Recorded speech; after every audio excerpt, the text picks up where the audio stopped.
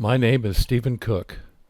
These pictures are from the 2015 celebration of the 800th anniversary of Magna Carta, which my wife Kathy and I were honored to be able to attend. It was held at Runnymede, England, where Magna Carta was agreed in 1215. The stone structure is the American Bar Association's 1956 memorial to Magna Carta. What you are about to hear is based on my study of Magna Carta in the years before, during, and after our visit. I hope you enjoy it. One last point. I will sometimes reference a talk I gave 2 weeks before the one recorded here. That talk was about English law before Magna Carta and has not yet been recorded. Thank you for coming. Thank you for coming last time. Thank you for coming this time. This is Ken and Jan, and of course Kathy have seen an earlier version of this. It's changed quite a bit, so it won't be exactly the same. I'm sure they remember every page from last time. There's new information? It's right. Yeah, that's right. So there's always new things to be added to these presentations. Yeah, everybody can see, I assume. So these are the kind of the 5 sections of what we're going to talk about. And the last one, of course, has the details about Magna Carta and its contents. But just like we talked last time, there's a lot that led up to what gets us to 1215. So we'll start where we ended last time, which is the Battle of Hastings and William the Conqueror. And then we'll go from 1066 to 1215, which is only, 149 years or something. But a lot did happen. So the 5 sections are there. The first one, of course, that's a quick. So this is one of the last slides from last time. Just as a reminder, in the Anglo-Saxon era is the left column. And the top 4 bullets are, I say on the right in our system judicial rights, which is true, but those 4 bullets are really criminal law type things in our era, And then the 2 below that, inheritance rights and rights for women, those are more like equitable rights. In the United States, we had equitable courts for a long time. We haven't had those for about 100 years. But there is kind of a suggestion of that kind of a right having derived from the Anglo-Saxons. And then on the bottom right are the kind of the broad categories of rights that we wanted to get, that led to our revolution. And that's what we're going to see is how some of the things that occurred in Magna Carta in the era of the Normans leading up to Magna Carta have some hints of ancestry in that era. So here's the question. See what you learned about in middle school. The term Magna Carta has always been used. That's what they told us, right? They never suggested anything else. Boy, this is touchy today, I'll tell you. How do I get this like this? That's actually false. It wasn't, it's not really clear what was used at first. Here's a picture as I used from an old out of copyright book off of the Internet Archive. Here he calls it Magna Charta. That's the only place I've ever seen that used, Magna Charta. More commonly are names like this. And the likelihood is that Magna Carta wasn't used until a number of years after it was actually agreed in 1215 by the barons and King John, because there were some other chartas, we can call them, some other charters that came along and were agreed by the government of such as it was in the 13th century. And so most of the books and most of the scholars say the phrase Magna Carta came along later because they had to distinguish it from the other chartas that had been agreed thereafter. Can you go back to the picture? So if you want to win a trivia or an argument, King John did not sign Magna Carta. That's right. We will come to that shortly. Thank Sorry, you. I'm getting ahead of you. Yes. See, I told you, people remember these things. It doesn't look very happy either. No, he definitely wasn't happy. He was not happy. That's right. He was forced to. He was. So Magna Carta dates to June 15, 1215. We were always told that. And it's true, sort of. The terms were finalized on June 15th, but this was a big deal. John didn't want to do this. The barons wanted him to do this, but even the barons knew it was a big deal. So they kind of sat around and thought about it for 4 days and what life would be like if it was fully executed. And it was finalized on June 19th. Now, I just recently read a scholar who said, I don't think about it, I think it was just agreed on June 15th. But he has no answer for why they stayed around for 4 more days, just drinking coffee and arguing about the terms or something. So it seems more likely to me that it actually was agreed on the 15th and then fully executed, such as that term means, which we'll get to in a minute, on the 19th. And that leads to the next question, which we've just gotten the answer to. No, I didn't say the end. I said it wasn't true, but I didn't say what the answer was. Well, in any event, on June 19th, he had a seal attached to the document. Now, there's several reasons for that. That was the standard way the government in that era would agree to things. And also, he didn't want to put his name to it, even though he had to put his seal to it. And none of the barons wanted to sign it either, because this was a big deal, and they wanted to be able to back out of it if they could, which, some of them, there was a big deal later on. But the other reason it wasn't signed is back then, not many people could write. The barons that were of Anglo-Saxon heritage would have known Old English, not Latin probably, not French. The barons that were closer to King John, who were Normans, would have known French and Latin, but not Old English. So there's a logic to it just being sealed by King John at the time and nothing else happening. Well, that begs the question, Magna Carta, what language or languages were used? Yeah, it really was an Old Latin. Some people will try and tell you that it was an Old French, but in that era, French and Latin probably kind of intermixed, but most of the scholars say that it's now an antiquated version of Latin. And here you see him signing it, which of course we've just agreed is wrong. The guy in the center, this is a priest, Langdon, who became very important later on. This is William Marshall, who I won't talk about tonight, but he was a very esteemed scholar and what we would call today a foreign policy type expert. So some of the figures actually represent people who were really there. Here are the 4 existing copies of the original Magna Carta, which were put together in 2015 when they had the 800th anniversary. And Kathy and I saw these at the British Museum. We had a private tour before the library opened, the British Library I meant. And this one, there was a fire in the early 1700s, and you can see the water and fire damage. The others are in much better shape. One of them is kept at Salisbury. One of them, I believe, was auctioned to an American collector many years ago now. And the fourth is at another cathedral in, might be not York, but northwest England.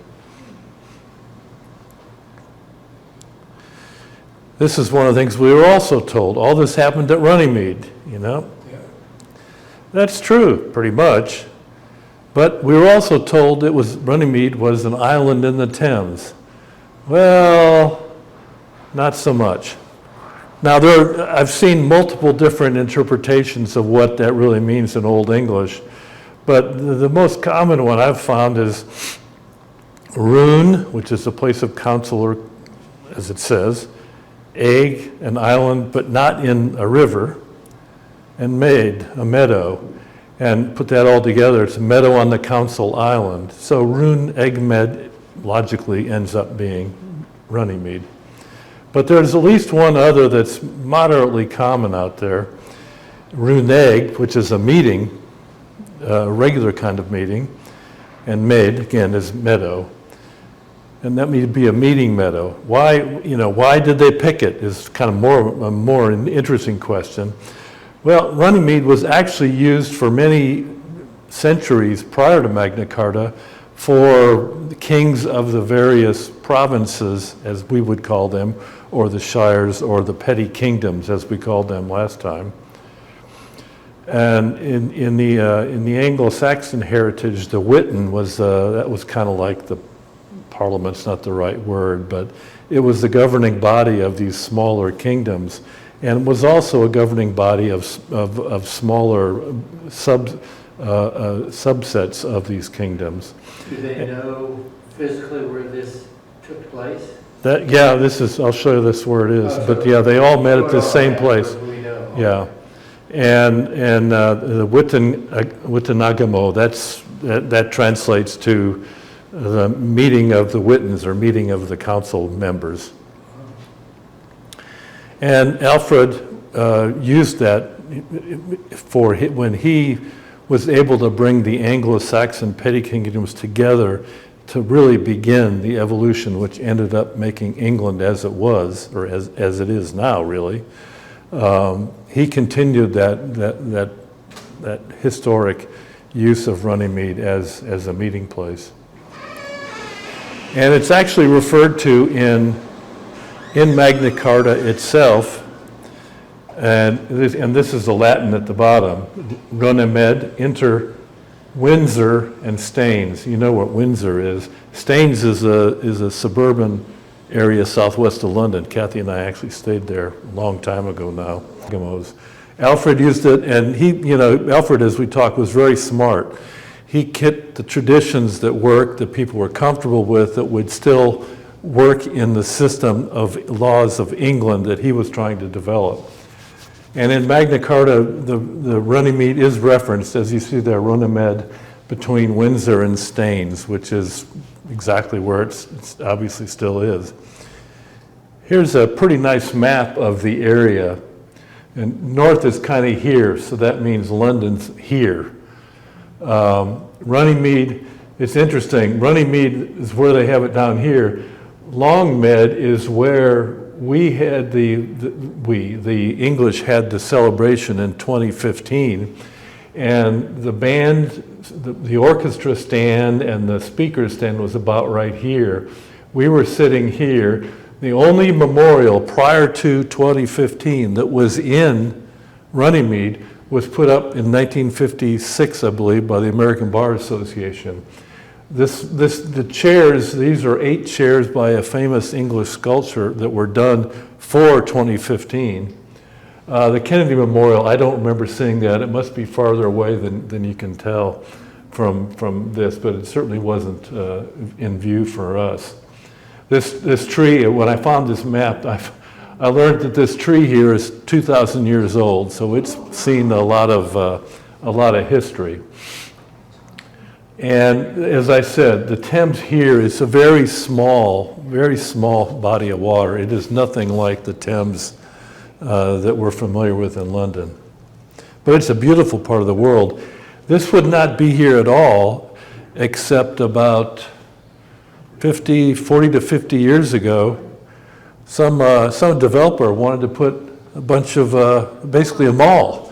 And I think there were both Americans and English that said, no, this isn't the right answer. And that's why it's still here. So, Steve, is this kind of like a big field? Yeah, it's a big meadow, grass meadow.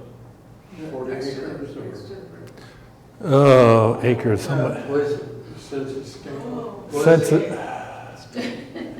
Yeah, from here to here, which is what we were, where we were, it's probably It's big.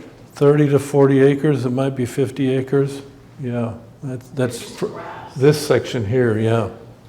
You could see. I need a update on the history. Was the conflict primarily between the barons or lords and the king, or were the peasants? No, Really involved? no, the peasants weren't involved in pretty much anything at that era. There were two factions of barons.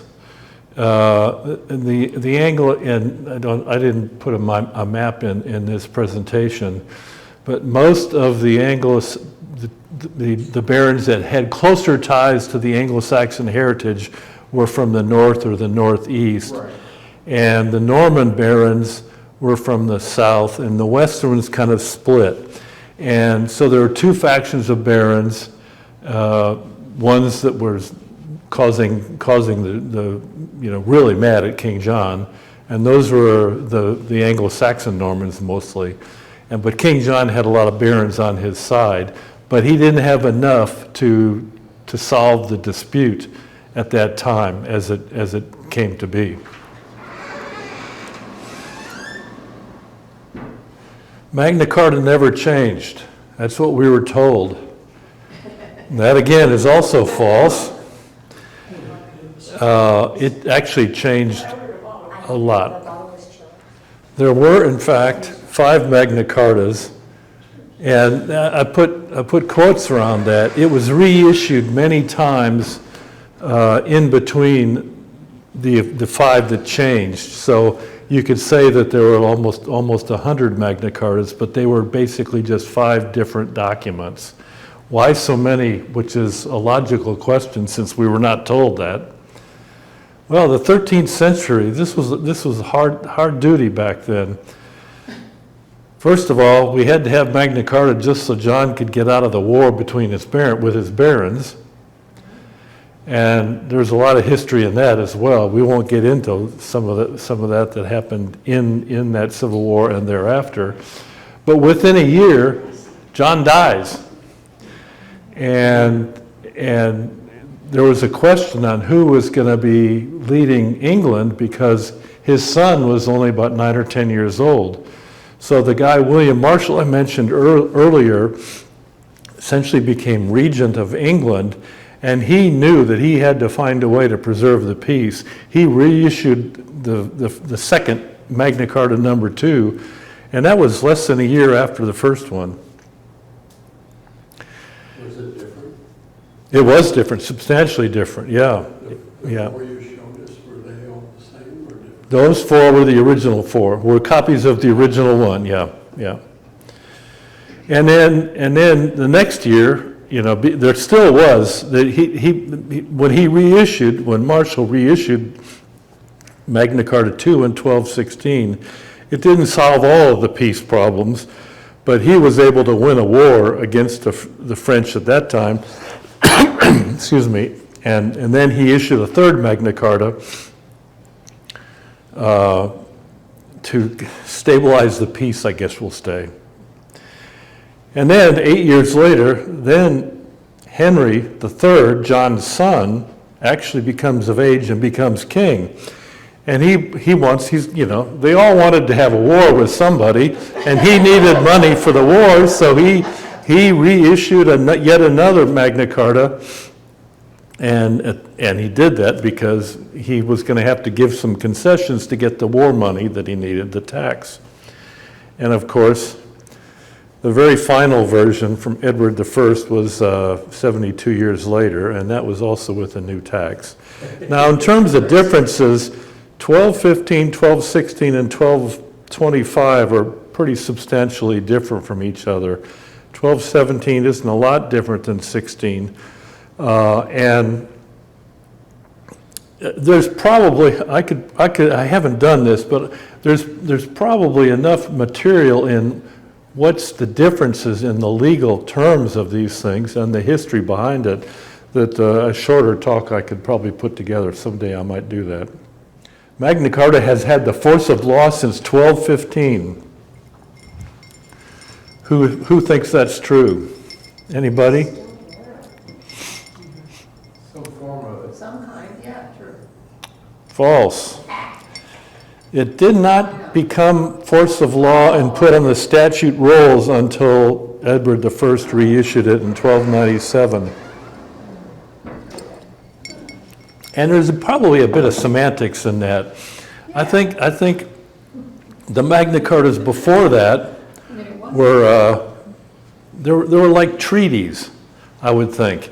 You know, treaties So in some amongst form. bodies. But so there was some enforceability, but it wasn't the statute of back then. The king would issue a lot of writs or other legal documents. We'll go through some of those in a little bit.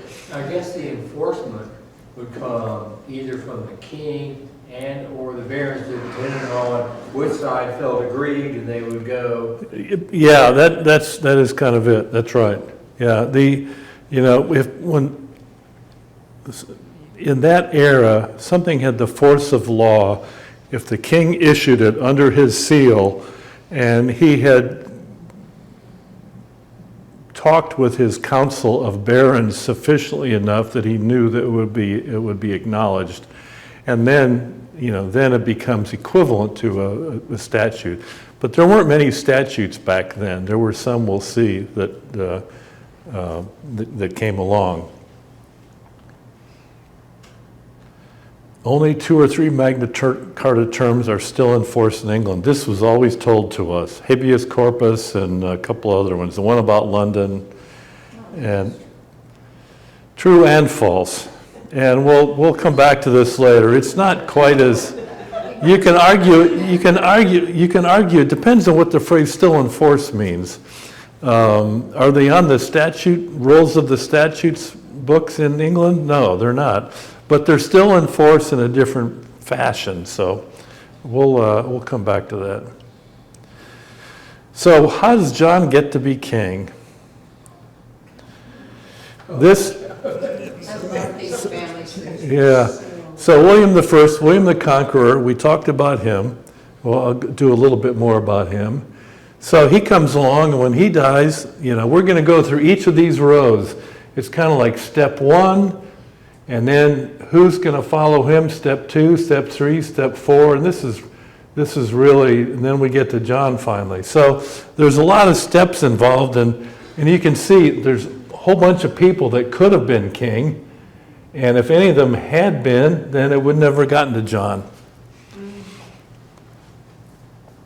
So we'll start with William I, step 1. He had challenges. He felt like he just should have been, as we talked about last time, he should have been king in the first place. He had the Anglo-Saxon roots. He had parental connections in a family tree but he had always lived his life in Normandy. He was the Duke of Normandy. And so, trying to take over from the Anglo-Saxon earls it didn't go very well, and he made a lot of promises, of course, which they all make promises, and they usually don't make them, don't follow them. And there was still an era when there were some Vikings around, so those were his challenges. He did some of the right things, trying to solve those problems. He didn't change. He left. He knew that the Anglo-Saxons, and because he had Anglo-Saxon roots, he knew that there were some governmental structures, procedurally and substantially, I see a typo there, that needed to be followed, and he did follow them. And of course, he maintained the taxation system. He needed the money too. And the one thing that people always know about is the Doomsday Book, and that was it's a 2-volume book, very, very, very large. And it documents every bit of land that was in England at the time, and who owned it, and what size it was, and what the taxes were. And just as recently, within the past year, I read about some dispute that they all went all the way back to the Doomsday Book to see how it started. It's an amazing work of law. He did have some statutes. I'm not going to go through these real quick, but the first one, of course, they all start with God and the church, and then he says, they have to be faithful to me, I'm the king. And then, because he brought a lot of Normans over, he had to make sure that people knew that whether they came with him or they came thereafter, they were to be followed. They were part of the country now. And he maintained the taxation system. Now, why we needed this one about cattle in the cities? No, I have never seen anything that explained that. Witnesses. Yeah, I don't. That's a mystery for the ages. And with money, no Maybe training. there was Yeah. No barter. No one cash. cow in the And country. 2 pigs. Steve, what was William's heritage? He had both Norman and Anglo-Saxon roots. On his mother's side, I believe it was, he was an Anglo-Saxon. And on his father's side, yeah.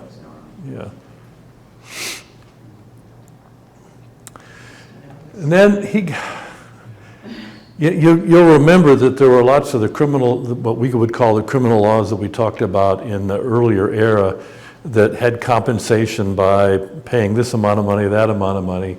He said that these top 5, you could only defend by ordeals of iron or wager of battle. An ordeal of iron was, there are a couple ways to do it, but the most common one that I've read about is that you got a very, very, very, very, very hot piece of iron, and you had to hold on to it for I don't know how long, and then you could put it down, and if your hands didn't have any burns 3 days later, you were innocent. Oh, right, okay. Yeah. And the other one, wager of battles, you had to fight somebody. So, but you couldn't buy your way out, and you couldn't, we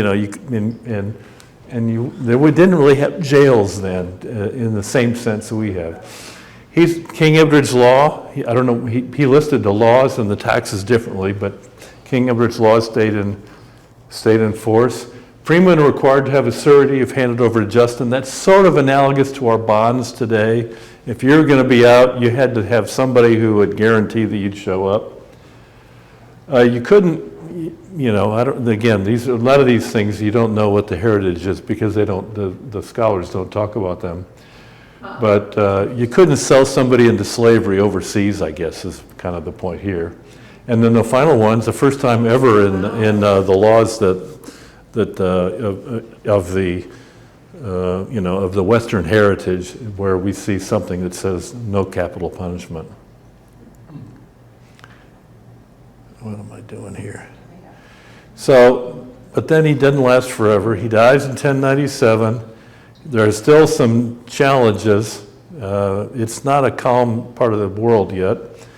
The Anglo-Saxons are doing pretty well up north because the farther you got from the English Channel, the Normans are a little more in power in the south. And there are still challenges in Europe, even though William was a very substantial and strong military man. He had a large domain in Europe.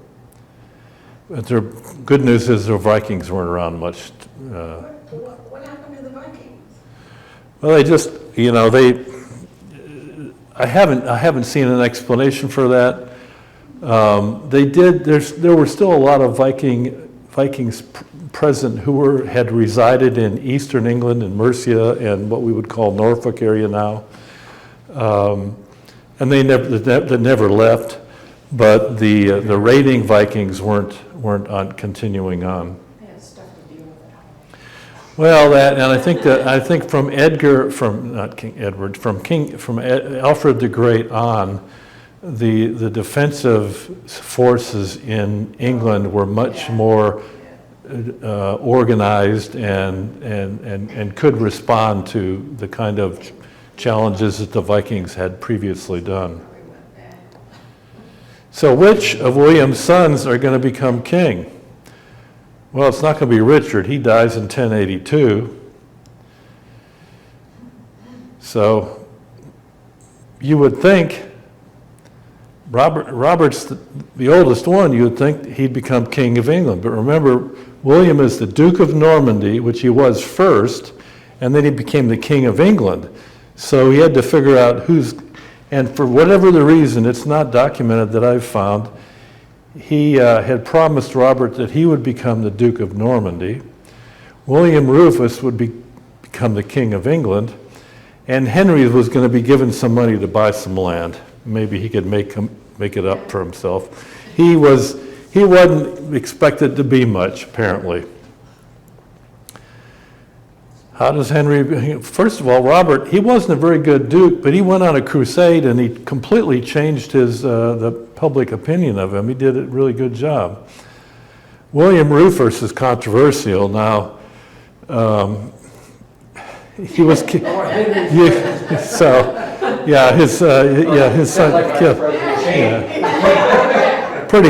it's pretty clear that Henry was trying to get in the way there. But William Rufus, there are a lot of things written about him, and I think the majority opinion, and this is 800, almost 900 years ago. I don't know how they know that, but the majority opinion seems to be that he was gay. And that was not something that was, and he never married, and he had lots of parties, various kinds that are referenced, and so that probably led to the hunting accident. Professor, I'm having a little trouble with the math up there with Robert. It was, that's 100. Oh, no, sorry, that's wrong. It should be 1098, so that's another typo. Thank you. So Robert, when William Rufus, the King of England, dies, what should happen? Well, Robert should become the king. But Robert is still in Europe, coming back from the crusade. And so Henry says, well, I'm going to take it. And he knows that he's going to have a problem keeping it. So he immediately issued a Charter of Liberties, which this was about the first time in what became a tradition of a coronation oath. The coronation oaths became more strong. We'll talk about them a little bit later. This was sort of like a coronation oath, although he didn't issue it the day he took the crown, which is why it's not called that. But he issued a Charter of Liberties of laws immediately to the people so they could see what kind of a king he wanted to be and show his strength as the king. And again, the first one is the church is free. And the second part in red, there's a strong history of when people were nominated to different church positions, then there would be money involved between the church and the king, and he wasn't going to do that. And that comes back later on as well with other successors. So what kind of, and his Charter of Liberties was very good, and he has a very good reputation, Henry I, for just these reasons. William had put a lot of taxes on. He had decreased the taxes on heirs to keep their estates. Henry got rid of those. The number 3, we finally are to a point where women can take over an estate, and the daughter and can be given. You don't have to pay the king in order to get married, which means that not necessarily going to be arranged marriage. There probably were arranged, but not through the king necessarily. Widows without children or with children have rights to the estate, the dowry. In the time of William, not all the barons, many of the earls would print their own coins, try to have their own money. That was barred. Remit all pleas except those that were lawful. If a plea to a court or a lord or the king under the prior government were not supported by the law as then was, then they were no longer enforceable. And there's another point about heirship. There's a point about We're going to go back to the standard of crimes prior to William the Conqueror, so we're back to more of an Anglo-Saxon heritage. And he forgives prior murders and puts them back on the standard of King Edward again. He retains all the forest of William, and this is part of the problem that comes up later. Henry and others, and William and before them, their big thing was hunting and fishing, mostly hunting. And when the Normans came over into England, William saw all these huge forests. The one called the New Forest is one of the ones that goes back to that era. And it's one of only two that are left that date back to that era. And he said, nobody can, I'm the only one who can hunt there. Well, that's how people got food and so forth. So that was a big problem. And there's a long tradition in this entire era, before, during, and after King Henry I, that the knights and the lords, they had to serve for the king during his wars. And William had added payments, in addition to having to serve, William had added payments you'd have to make so they can keep their land and so forth while they were gone. And Henry took that away, where they didn't have to. All they had to do was keep their money in a fashion that they could defend themselves, which their armament and so forth. He imposed a strict peace, whatever that means. He restored the land to the law of King Edward. So again, we're going back to the prior to William, more of an Anglo-Saxon standard. And that's what the last two are the same. But we still have Robert in Europe. He comes back, challenges Henry. Wars continue for about 5.5 years. Henry wins those wars, and Robert's in prison for 28 years. They're nice guys back in this era, aren't they? And thus we have Henry I until 1135. And it was 35 years of pretty good times. He was considered ruthless given how he acquired the crown, but he was smart. He married Matilda of Scotland, whose mother was Anglo-Saxon, so he's bringing the Anglo-Saxon heritage back into the crown of England, which makes people a little happier. He could speak English, or that's what's believed, and as you saw, his Charter of Liberties was really very strong, and he developed that more in more fashion in. Yeah, you're reading ahead of me. Yeah, that's right. Yeah, that's right. Yeah, I remember this. Only one legitimate son. This is going to be a problem for him. It should be. No, that's not the problem. So who's going to see them? He's got one legitimate son, and his very, very first son was illegitimate. And I've read at least one report that said he wanted that he accepted that son, and he was prepared to have that son take the crown, and that didn't happen back in that era. And he remarries, but he still gets no other legitimate son but the one who dies in a big storm in the English Channel. And bad news there. And even though he told his barons, and they promised him 3 times that Matilda would be the queen and his heir, Was that his wife's name too? yeah, that was just not going to happen in 12th century England. Let a woman. That's right. So what do we do? How do we get? So again, Henry, here's Matilda. William the Etheling was first. The Etheling means kind of the blessed one, or the one who's going to be the next great person in the family. So Matilda wants it, and Stephen, under Anglo-Saxon tradition, it would go to Stephen. You? That's me, that's right. But And Stephen does take the crown, rightfully so, and the record books will show that he was considered king from 1135 to 1154.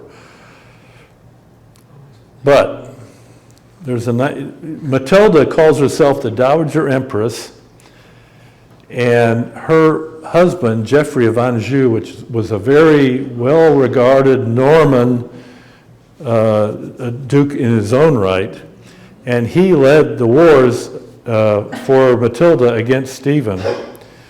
And these are quotes from books, not from this era, but from books that were written hundreds of years ago.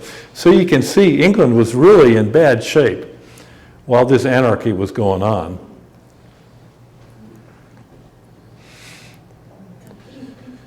What happens? Stephen's wife and son, oldest son, dies. He has another son, but that's never referred to, and apparently he wasn't a candidate to be king anyway.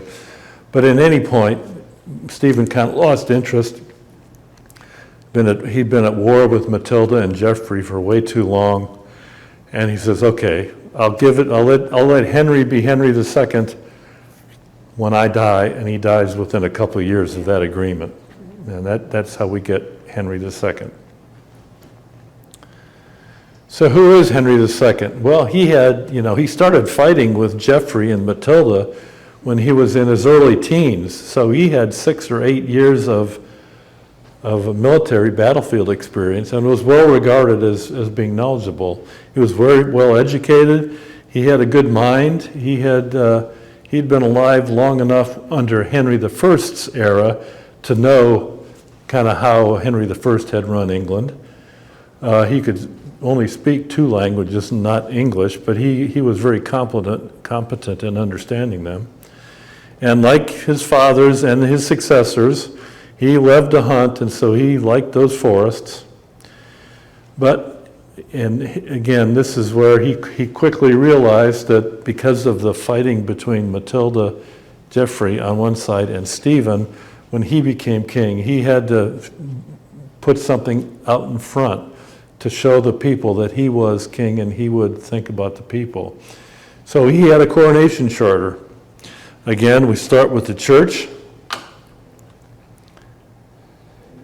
And he refers to King Henry, his grandfather, Henry I. So we skip past the Geoffrey, Matilda, and Stephen row, and he goes back and says, okay, Henry, my grandfather was a good guy. We're going to do what he did. The customs that he banished, I banish as well. And that's all it said. But, and that sounds good, but there is the church to deal with. So King Henry's coronation charter I was talking about, it only had two sections, really. The first one was about the church, which, we're still in an era for many more centuries. This is 450 years before King Henry VIII abolished the church. So there are a lot of years left where the church is a big deal in England. This is still the Catholic Church. This is the Catholic Church, that's right. Oh, yeah. And he also abolished all the bad things that had preceded his grandfather, King Henry I's era. And that was all that was in his coronation charter. And it reads well, but again, there is the church we have to deal with. And King Henry II is the one who had a good friend from childhood named Thomas Becket. And he made, and the Archbishop of Canterbury was the #1 bishopric in England then and now. And historically, the Pope would agree to whoever the king wanted to be the archbishop. And since they were long, Becket was only a deacon. He was not really, he was a deacon, which is like 4 rows down from the top in the Catholic Church at that time. And he was a scholar, and he was not only a scholar of the church, and was well regarded, but he wasn't considered to be bishop candidacy. But Henry named him anyway, hoping that he could tie on to their lifelong friendship and make the church be a little more junior to Henry II himself. He wanted to have more of a role over the church than had been in the past. The problem was, Becket, you know, he knew the church, and even though he was a deacon, he knew the church, he knew the history, and he wasn't so inclined, as I think we all know from history. So what? The movies. And the movies. So what did Henry do? Well, the first thing he had to do just 2 years after he named Becket Archbishop, he issued the first of many laws that he issued in his while he was the king. The Constitutions of Clarendon. This was all about defining the relationship between the church and the state, as we would call it, or the government, the kingship, the crown. He even tried to require members of the church to get permission from him before they could go overseas, even if they were just going to Rome to see the Pope. And that wasn't ever going to work. And he did many other things. And Henry pressed Becket on it pretty hard, and Becket said okay, but he couldn't take it. He recanted. So, and he also went to exile, which is, you know, and before he came back, he was, you know, everybody knew he was the archbishop. Everybody knew he was in the church, knew he was in France. And there was great pressure on him the whole time to come back to England and maintain his archbishop role at Canterbury. He finally did, but he did pretty much the strongest thing that in that era that one could do. He excommunicated 3 people, all bishops from the church, because they had taken Henry's side. And when you're excommunicated from the church, nobody will talk to you, you can't go to church, you can't take any sacraments. You are really a non-person in that era. And it's pretty much the worst penalty that you could do to anyone in that era. And it turned England upside down at the time, and Henry was very, very much not happy. And as we all know the story, that Becket was then murdered in the cathedral, not too many months later. As soon as he was buried, miracles started to occur, and he was sainted within 3 years. But Henry never really recovered. He still lived another 20 plus years, but his view of life as the king and as how he handled himself with relations to the church never recovered. So on the left is Richard Burton. on the right is Richard Burton, but look how similar the left is Becket in a stained glass window in Canterbury Cathedral. That's the movies for you, you know, they do their research, Steve. And here we get a little excerpt. Yeah. Oh.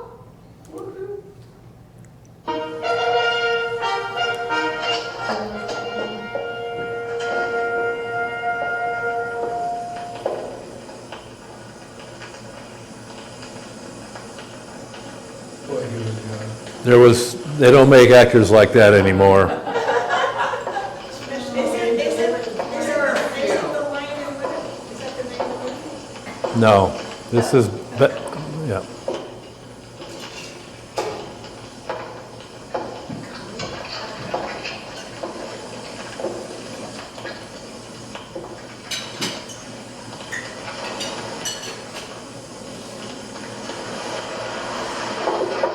By the authority granted me, I, Robert de Beaumont, servant of the Crown, do now before this council charge Thomas Becket with the crimes of Robert, I charge you, Thomas Becket. Robert de Beaumont, hear me for the sake of your soul, which is in the gravest danger. All in this assembly know how faithfully I've served my lord the king. It was he who willed that I be archbishop, and it was for love of him alone that I accepted. I'm innocent of any wrongdoing, in my administration of the King's treasury as Chancellor or at any other time. I therefore refuse to plead to these trumped-up charges. I will be judged by the Pope alone, to whom before you all I now appeal and place myself and my church under his protection. As head of the Church of England and as your spiritual father, I forbid you to pass judgment on me. I command you and all who would charge me to hold your peace on pain of endangering your immortal souls.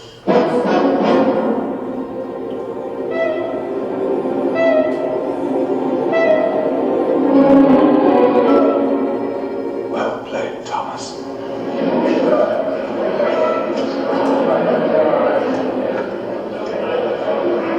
Do you think you can carry this out indefinitely, you fool?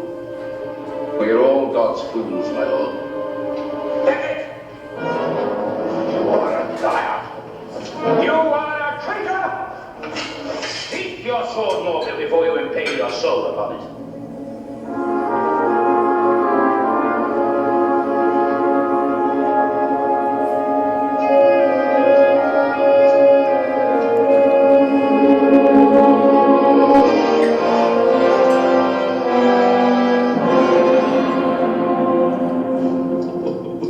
It's funny.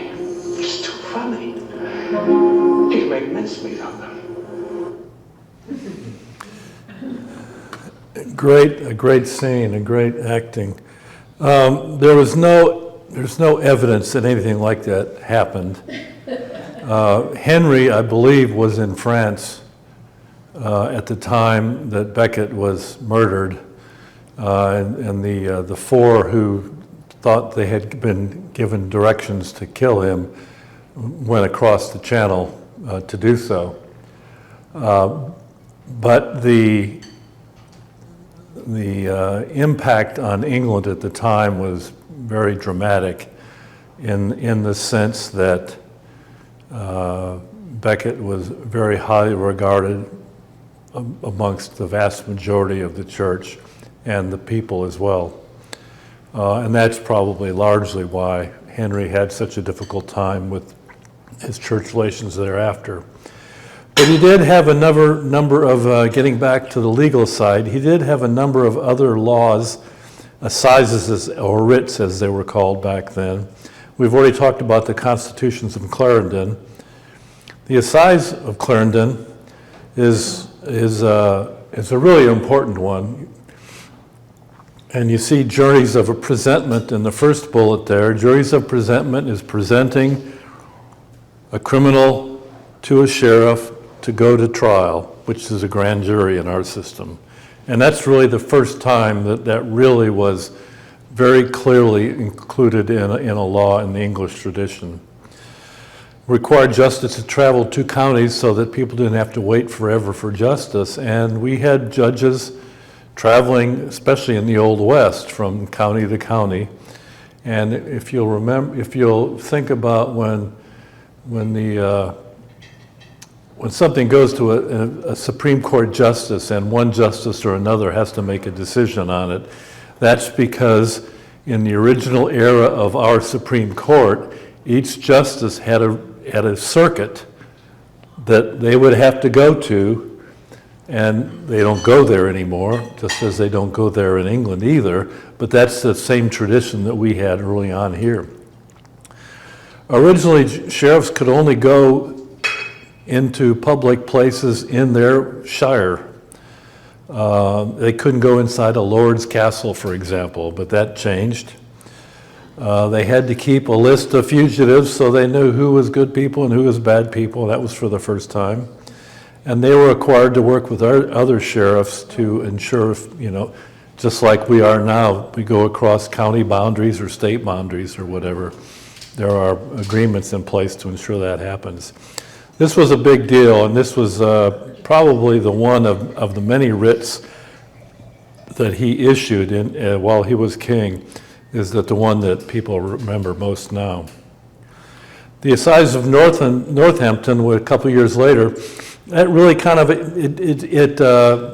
expanded on on the first assize of Clarendon, but it didn't really change anything significantly. You can see a couple points here, but it really was expanding the body of laws that required the appropriate officials to carry out the laws of the realm, so to speak. The Assize of Arms, this was about military readiness, essentially. He established the minimum standards that lords had to be able to supply or be able to bring to the fore if they had to go to service for the king. And there were some limits on that as well. The last point is leading to demilitarization. That's what some of the scholars say. To me, it's probably about 500 years earlier than anything that might look like a demilitarization in England. And the final one, the writ of novel decision. It was easy for somebody to take your land out from under you back then.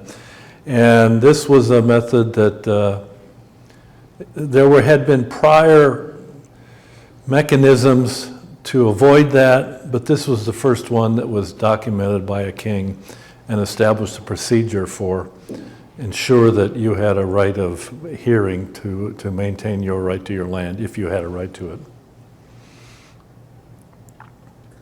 So he issued many other writs. Some of them are listed here: inheritance, rights of appeal. He established what became the Court of King's Bench, which still exists in London. And so, as I said earlier, his impact on the law and on what became part of Magna Carta really is almost. It's amazing to look at the details of what he did.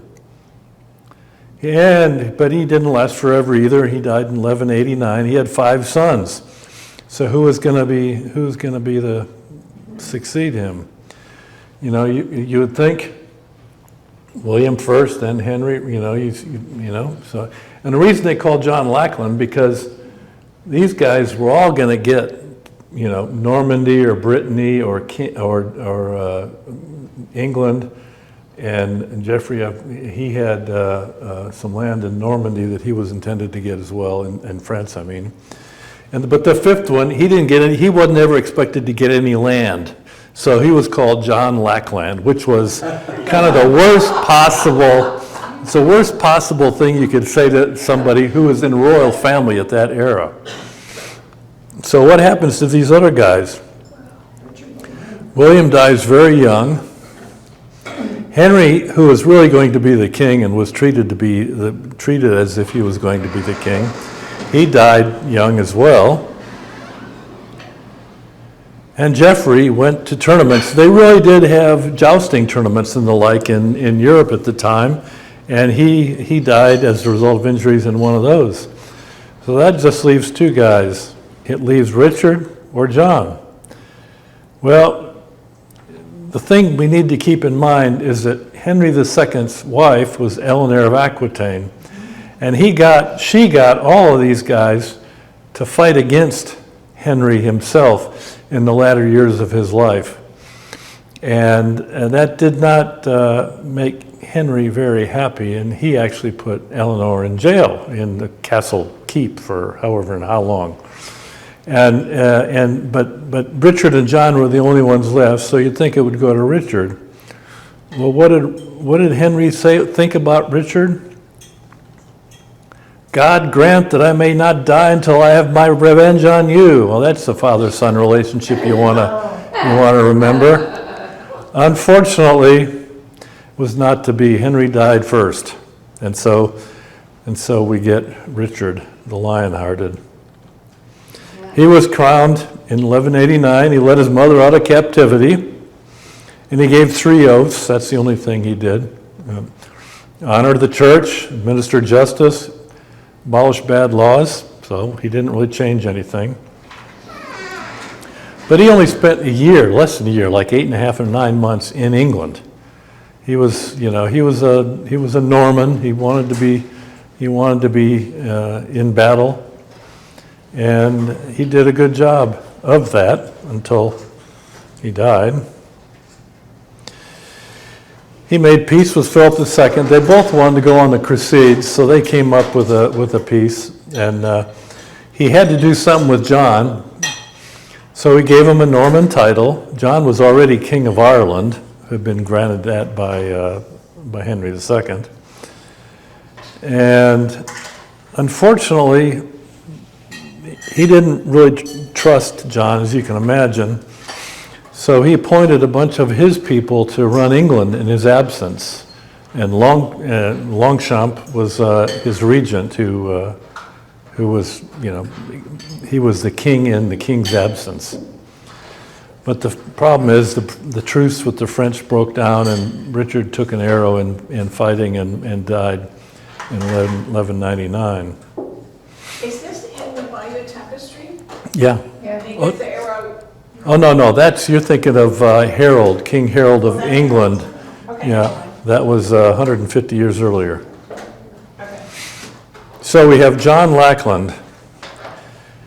And it does not show, but Geoffrey had a son, Arthur.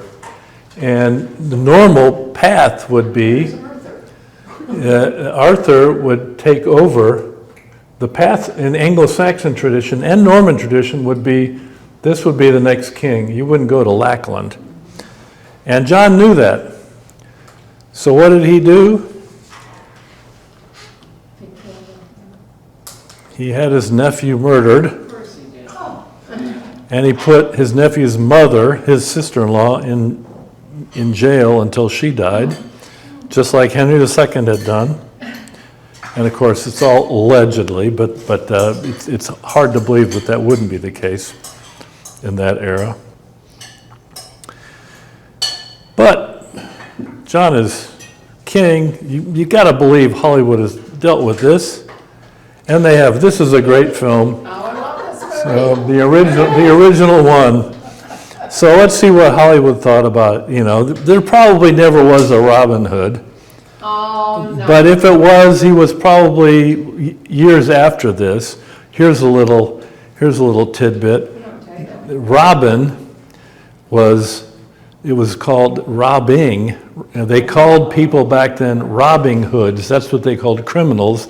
That's probably where our phrase hood comes from, a hood of the neighborhood, and robbing was shortened to Robin. So that's how we get the name.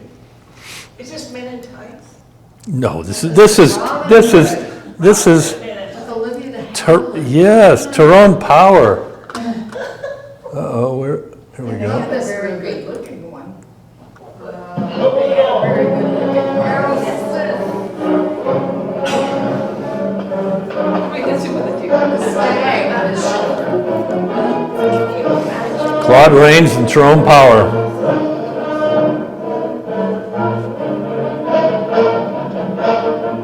Who is this? This? Sir Robin of Locksley, Your Highness. Ah! Let him approach.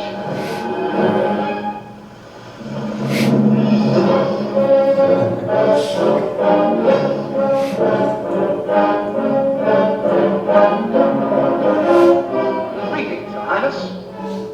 You know, you should really teach Gisborne hospitality. I no sooner enter his castle doors there with a piece of meat than his starving servants try to snatch it from me. You should feed them, Gisborne, they'll work better. The compliments of your royal brother, King Richard, God bless him. By my faith, which are a bold rascal. Robin, I like him. I'm gratified, Your Highness. I don't think Gisborne shares that sentiment, however. He does look sour. What's the matter, Gisborne? Run out of hangings? I know a ripe subject for one. You'll excuse me, Your Highness. Sit down, my dear. He'll not harm you. Sir Robin, this is the Lady Marian Fitzwater. I hope my lady had a pleasant journey from London. What you hope can hardly be important. What a pity her manners don't match her looks, Your Highness. You hear that, gentlemen? Here's poor Gisborne so in love with Marian, he daren't say boo to her. And this saucy fellow gives her better than she says. My lords and ladies, I would like to present to you Sir Robin of Locksley.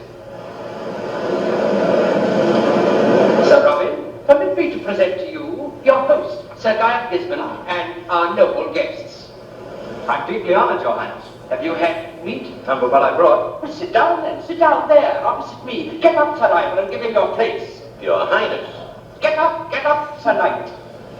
Come, Sir Ivan, out. Bring Sir Robin food. At once, do you hear? Such impudence must support a mighty appetite. True enough, Your Highness. We Saxons have little to fatten on by the time your tax gatherers are through. Be seated, gentlemen. No need to stand on ceremony on my account. So you think you're overtaxed, eh? Overtaxed, overworked, and paid off with a knife, a club, or a rope. Why, you speak treason. Fluently. I advise you to curb that wagging tongue of yours. So habit I've never formed, Your Grace. You know, we Saxons aren't going to put up with these oppressions much longer. Oh, you're not? Then listen to this. As you may know, my brother is a prisoner of Leopold of Austria. And from Leopold, I have received a ransom demand of 150,000 gold marks. That means that you, my friends, must collect in taxes not 2 gold marks in the pound, but 3. And the money is to be turned over to me. Why do you, Your Highness? King Richard appointed Longchamp regent. I kicked Longchamp out. From now on, I am regent of England. Well, confound it, what are you all gobbling at? Is it so strange that I decide to rule and my brother is a prisoner? Who's to say I shouldn't? You, Sir Mortimer of Leeds? Nor I, Your Highness. You, Sir Boran? Nor I, Your Highness. You, Sir Rob of Durham? My sword is yours, Your Highness. And what about our young Saxon cockerel here? What's the matter? Have you no stomach for honest meat? For honest meat, yes. But I've no stomach for traitors. You call me traitor? You? Yes. And every man here who offers you allegiance. Your Highness. What else do you call a man who takes advantage of the king's misfortune to seize his power? And now, with the help of this sweet band of cutthroats, you'll try to grind a ransom for him out of every helpless Saxon. A ransom that'll be used not to release Richard, but to buy your way to the throne. Let me write those words on his throat, Your Highness. Oh, no. Later. Let him speak for a moment. And what do you propose to do? I'll organize a revolt. Exact a death for a dead. And I'll never rest until every Saxon in this shire can stand up, free men, and strike a blow for Richard and England. Have you finished? I'm only just beginning. From this night on, I use every means in my power to fight you. There we go. Great. You can't, they don't do them like that.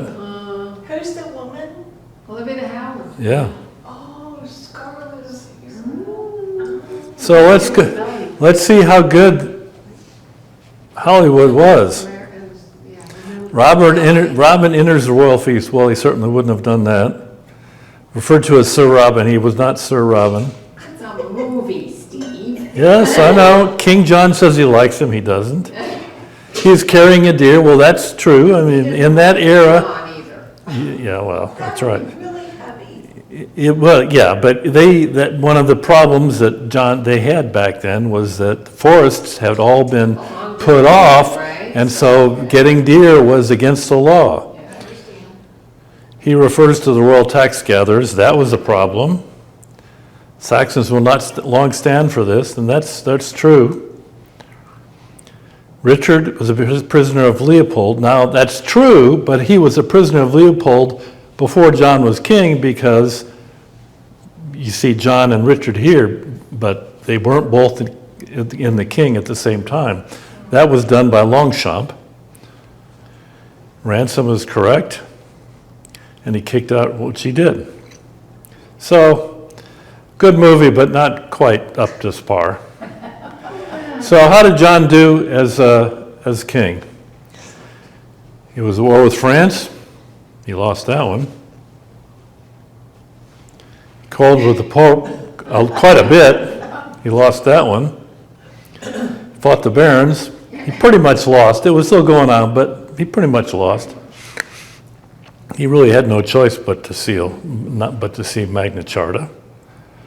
and then he died. If you want to know, His career. yeah. If you want to know how much land he lost in France, when he became king, this area on this line here, all the way up to here, was all under the power of the Duke of Normandy. By the time the barons signed the Magna Carta, well, basically when John lost everything, but it was right before Magna Carta, this is the only part of France that he still had control over. So he lost a lot of land. Now, it wasn't, and this part, to be fair, this was subject to the Duke of Normandy, and as a dukedom, it was still a vassal of the king, but that was the strongest dukedom, always was the strongest dukedom. And so, a stronger duke like William could have maintained the land. That did not make people happy, though, John losing all that land. So why did the barons just not finish the war against John? Well, he still had, as we talked about earlier, he still had a lot of barons on his side, and he also had the war chest of the crown. So, even though he didn't have a lot of money left over, he was still had some power there.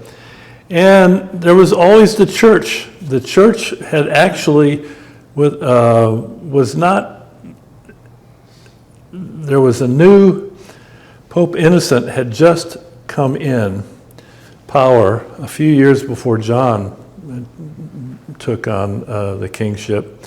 And he was one of the very early, very strong popes. He had, you remember Pope John the 23rd had the Second Ecumenical Council in like 1963. He had the first one. And he really changed the role of the Pope and changed the nature of the Pope's relationship with countries and kingships. And he wanted people know that the kings were not better than the Pope. And again, the Archbishop of Canterbury comes along again, and John's choice he didn't accept, and that led to problems with the church per John. Innocent's choice for Archbishop of Canterbury was the Stephen Langdon I mentioned earlier, who was there is some belief out there that he actually wrote most of the text in Magna Carta, but he was certainly there. So that's how England got Magna Carta. The barons were mad, the church was mad, and John was, he was like, Between a rock and a hard. yeah, he was having dinner alone too often. He was at the Thames without So that's now we're into the principles of Magna Carta that led to our laws, and you've seen 2 weeks ago the heritage of Anglo-Saxon laws that was given to William the Conqueror and was developed by Henry I and Henry II, a little bit the others, but really not, just the two Henrys. Again, this is one document, no paragraphs, no subheadings, no numbering. They always say it's only been considered to have 63 clauses. I actually pull out a couple other little phrases that I think are worth reading separately. But as some other documents that we talked about, it's just a stream of consciousness. They don't have computers, they don't have typewriters, they don't have, somebody who can reorganize things and put them in the proper order. They just start writing. And here's the sequence. This is my sequence. The first thing it kens is the church, and then the barons wanted their freedom to be restated, and then they didn't like the inheritance taxes, and then they said, I don't know why, the debtors and creditors' rights came up next. And then they said, okay, well, we want to talk about taxes again, and then we want to talk about governmental rights, and then there's some more taxes we want to talk about, and then more justice and governmental rights and justice and governmental rights and inheritance. So you see, it's just all a jumble. But logically enough, this is a different era than we're in now. If you break them down into the key areas, these are the key areas of the 63. Justice, about a third of the whole document. Inheritance rights were a pretty substantial amount, about a sixth. And, you know, that doesn't add up to 63, but keep in mind, this is also a document that's a treaty for wars. So I'm not going to talk about those clauses, but you've got a lot of clauses in there that say this guy's a bad guy and we'll forgive him. This guy's a bad guy, we don't forgive him. And you know, there's all of that going on as well. So we start with the first and the last clauses of Magna Carta. And again, the church shall be free and rights undiminished. And that standard doesn't change for a long time. It does change after Henry VIII, but it's really, even after the evolution from the era of Henry VIII, the church is separate and apart from the government in England as it is elsewhere. And it's restated in the very last clause. And in our lingo of the laws that we know, this is the phrase that we would use. It's not in our Constitution or Bill of Rights, but if you read what the founders wrote during and after, that is what their intent was. Then I picked out, there are going to be some groups of clauses here. I'm not going to spend a lot of time on any of the individual ones. But here are 8 clauses that don't seem like they go together. And you kind of wonder, why are they there? The first one, this is 1.1. This is the one that I pull out from clause 1, because I think it needs to be pointed out that they wrote, all free men of the kingdom will get all these rights. And that's not something that had been written in the past. Writs had been written, and assizes had been written, and other laws had been issued, but they were issued under the name of the king, and most of the time they were just directed to the barons and the earls, and to a certain extent the lords and the church. But here we're talking about all free men, and that's you know, free men wasn't everybody back then, but it's a lot more than were talked about in prior eras. So they're getting liberties here, whether they recognize what that meant or not. And they specifically say the liberties apply to both the clergy and the laymen, and they are to observe those with in their interrelationships. And that was rare at the time also. You didn't read very often something about that was applicable to both free men and the church in the same phrase.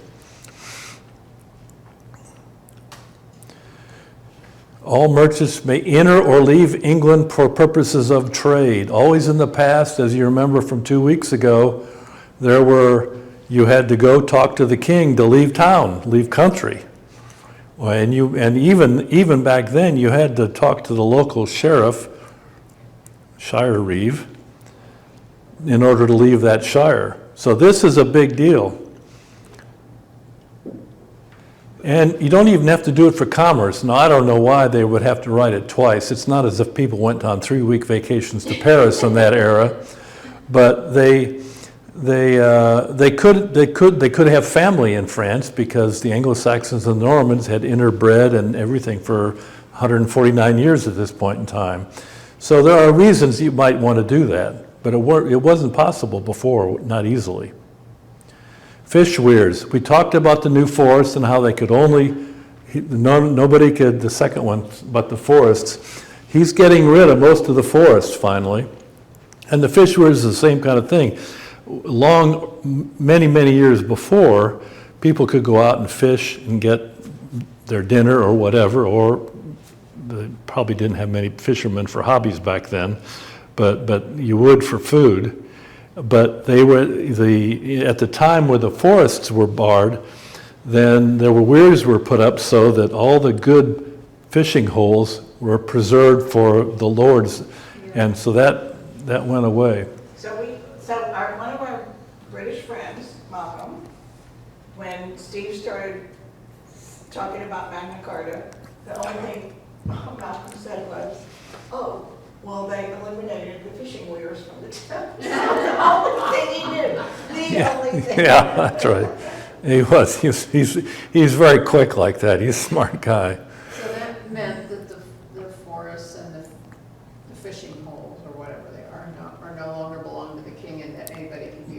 Yeah, I mean, there were some heritage, But there are a lot of individual lords and whatever. Right, who still right, have yeah. their own forests and right, their own, yeah. you know. There, you know, it went back to the earlier era where lords and so forth would have their historic rights. Yeah, okay. Yeah, I lived in the New Forest for 10 years, and hunting was not allowed, fishing was okay, but there were no trees.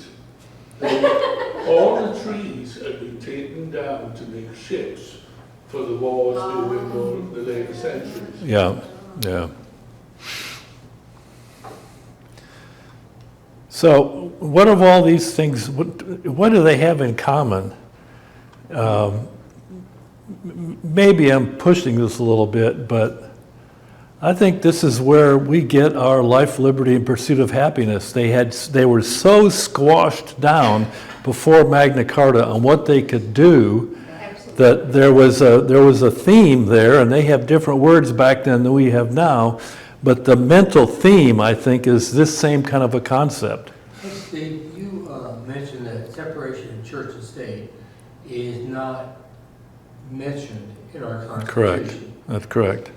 Is it mentioned in the Declaration of Independence? No, So where, I was always under the impression that separation of church and state was kind of fundamental to American democracy.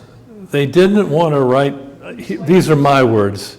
There are a couple letters between Adams and Jefferson late in their lives where they talk about this phrase, separation of church and state. And you might have heard our Speaker of the House mention those and put his own cast on it. But if you look at those letters, what Adams and Jefferson wasn't part of that, but he knew he was not part of the writing of the Constitution, Bill of Rights. He was already an ambassador in France. But you can read their letters back and forth, and what they're really saying, in my opinion, is that they didn't want to use the words. They wanted to structure a document and a system of government where that was an inherent kind of an inherent concept that wouldn't be challenged. And actually, Madison, who did write the most of the Constitution and the Bill of Rights, he said, we wrote those documents the way we did because we saw the hundreds of years of wars caused by government and church in Europe, and we wanted to avoid that in the government that we created. But the Constitution does say that there's not to be an established religion. That's different than separation of church and state. That's establishment. Yeah. Yeah. But isn't that why most of my ancestors came over? Because they were religiously persecuted? Well, it's a little different. I could make this. I'll just shorten the answer. If you think about, Pilgrims came over here in 1620, and the Pilgrims a lot of them were Calvinists, and the Calvinists started in Switzerland in the late 1500s, middle 1500s, before they came to England, because they're trying to find somewhere. But by about 1600, they had their own Bible, and they were in England. And all of a sudden, King James comes out with his Bible, and it wasn't the same. Within 20 years, they left.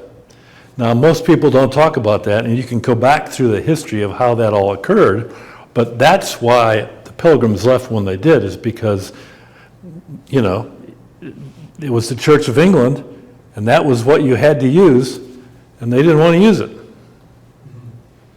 So it's not the same as this, but that was a result of this. I see what you mean. Okay, thank you. Another set of clauses. Here's some inheritance rights. We'll look at a couple of private property rights and then governmental powers. Oh, this is touchy. Inheritance.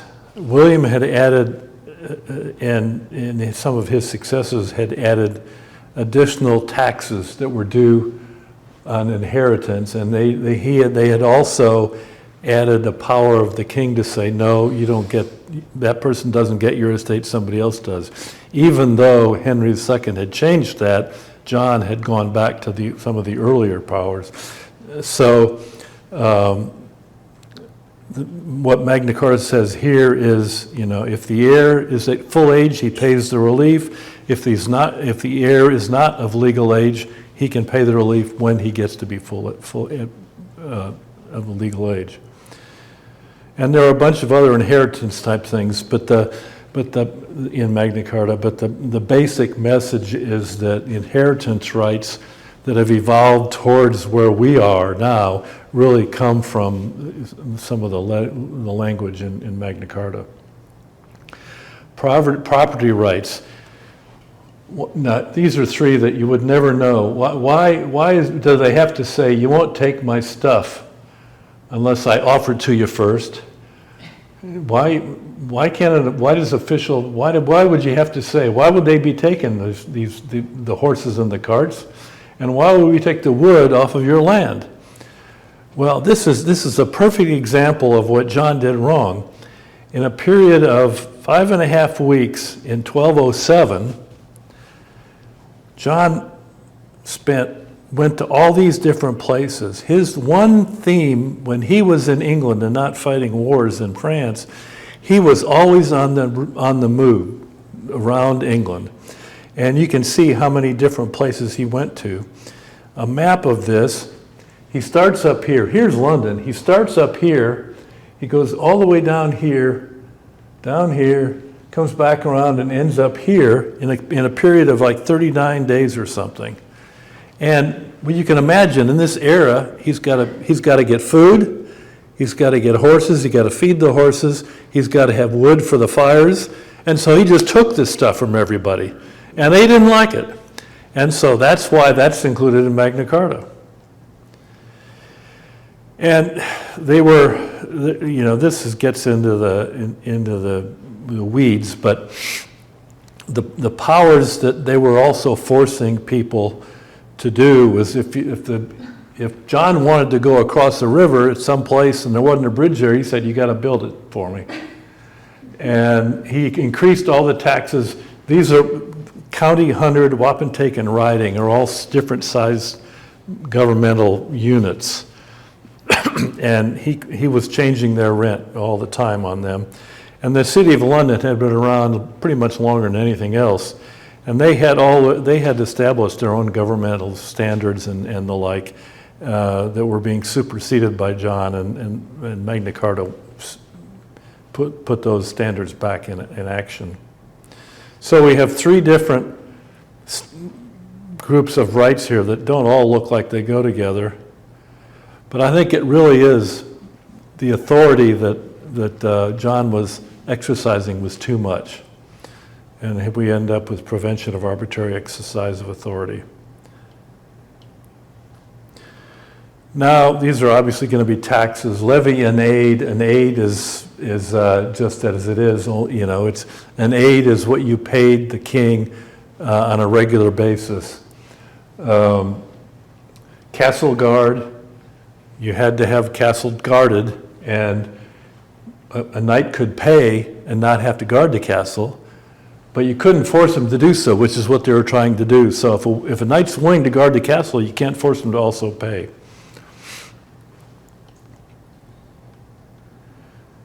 And these are two more. This one is about you can't force a tax without general consent, and this is how you get consent. So what we're really talking about is taxation power is limited and requires consent. That was in our Declaration of Independence. Justice are 22 clauses. I'm going to go through these pretty quick, and you'll see why. I say consistent with our system of laws today. You can't really say there's a direct tie or a direct but it's consistent. The mental processes that they were worrying about back then are the same things that we worried about when we created the United States. So here's you only be fined by equals in proportion to the nature of the offense. You can, on a clerk in holy orders, it's the same standard. Everybody has to observe those standards, and even the king was subject to redress. That one didn't last very long. That was dropped out of subsequent eras. But you can see what they're talking about. The laws apply to everybody. To no one will we sell, to no one deny or delay right or justice. Well, we know what that is. That's right there. Nothing shall be paid or accepted for issue of writ of inquisition of life or limbs, shall be given gratis and not refused. This is habeas corpus. The thing that I think is interesting, and this is one of the ones that's still in place in England, if you read the Latin of this, I don't see the phrase habeas corpus, which is Latin. And I would have thought it would be there, but it's not for some reason. Writ praecipe, which is about land holdings.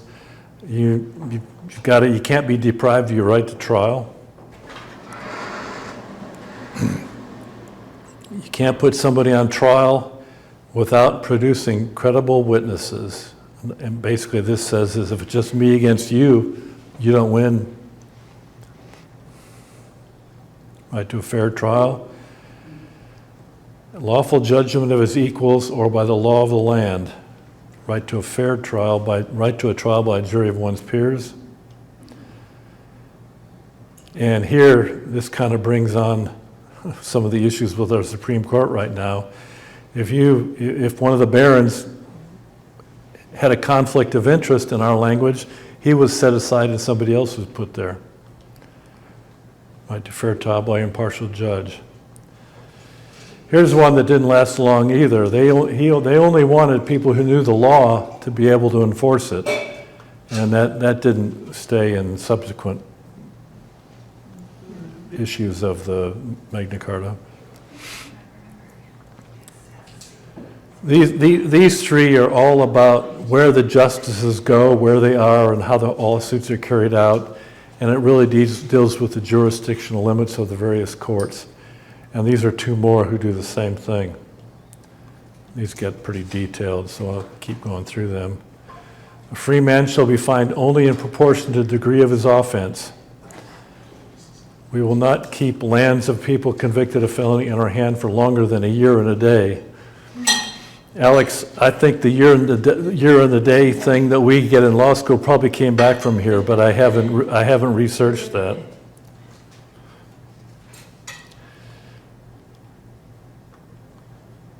And here, this is one about giving back lands and castles that people have lost under the prior, under King John.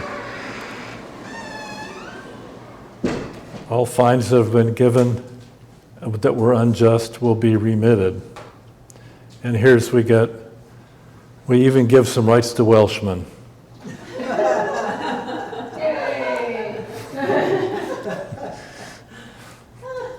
Steve, I'm showing it low battery down here. Yeah, I'm about done, so that's fine. So here's a summary of the judicial rights in Magna Carta.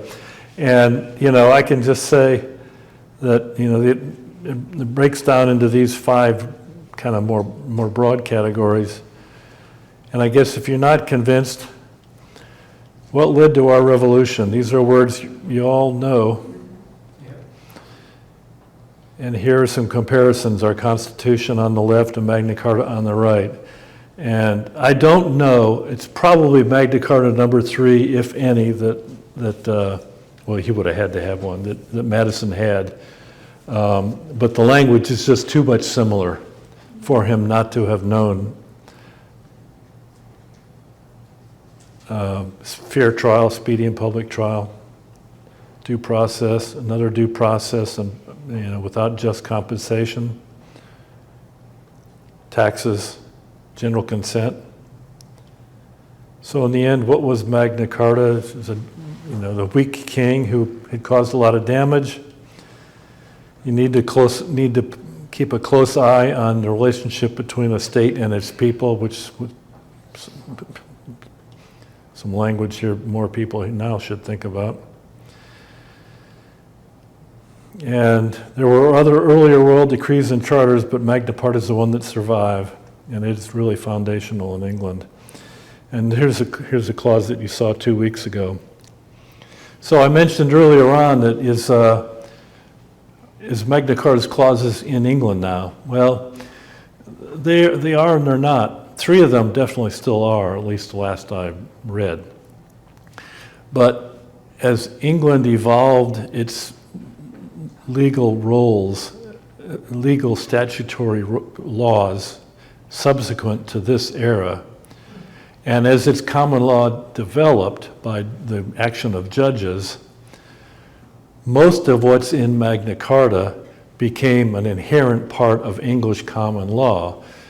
And I've read where at least one scholar who said, well, then they took it, when they revised the statutory rules, statutory laws in England, a lot of those went by the wayside because they were inherent to the common law in England. I don't think that means they're not part of English law anymore, but they're not in the statute rules, so you can argue about that. So the standard is the same. They're all there. And that's it, yeah. Thank you. Thank you. Thank you. Now, Steve, it's my understanding that under common law, it's not unheard of for our judicial system to go back to England, common law, and see how they ruled on certain specific The matters. Supreme Court did that within the last year or two. I can't remember what the case was, but they refer, even if they don't need to, they refer to a standard being a historic standard such as in English common law. So yeah, that's definitely, that definitely occurs.